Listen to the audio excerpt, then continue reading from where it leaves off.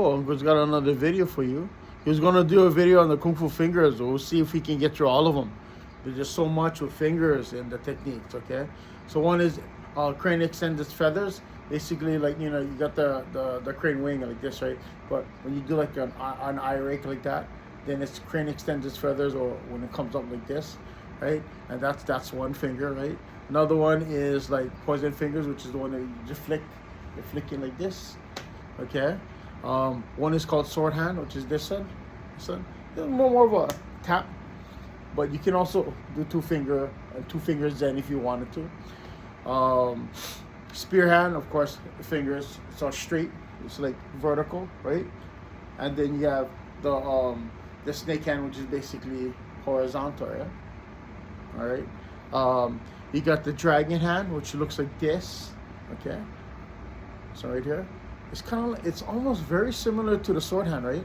The only difference is that like it's like open like this. So I'm guessing that you can do the same techniques like this, that kind of stuff. I've never used them. You used it before. I've just like researched it in the past. You got the mantis claw, which is also the one finger's end, which is basically the straight. Like I mentioned it in the claw video because it was like a claw and a pull, like kind of like a squeeze down like this. But dragon claw is the mantis claw is also a quick strike with the tip of the claw reach. All right. So that what else we got? We got the crane beak, which is this one right here. Bam, right? Crane beak right here. But it's also crane wing is also like this, right? Like the tip. It's basically like a spear hand, except that you're using just the top of it. That's it. And then you got the dragon mount, of course, is the fingers, right? The push, bam, right? This, bam. It's very similar to that, but then more like this, right? All right. That's about it. There's a lot of fingers out there. Be careful when you use it because you can get hurt, right?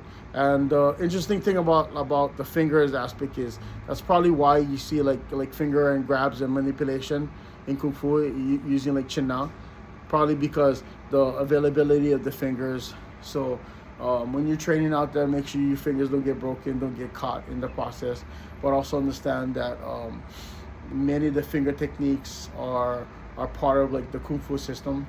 And even though you think that it may not be effective, I mean, you just don't see people hitting people in the eyes, right? Or taking their finger and stick them in the ear and the nose and the mouth and that kind of stuff. And I know that we've had issues in the past where we said, hey, that's kind of fake. But things like that do happen, okay? All right, Uncle out.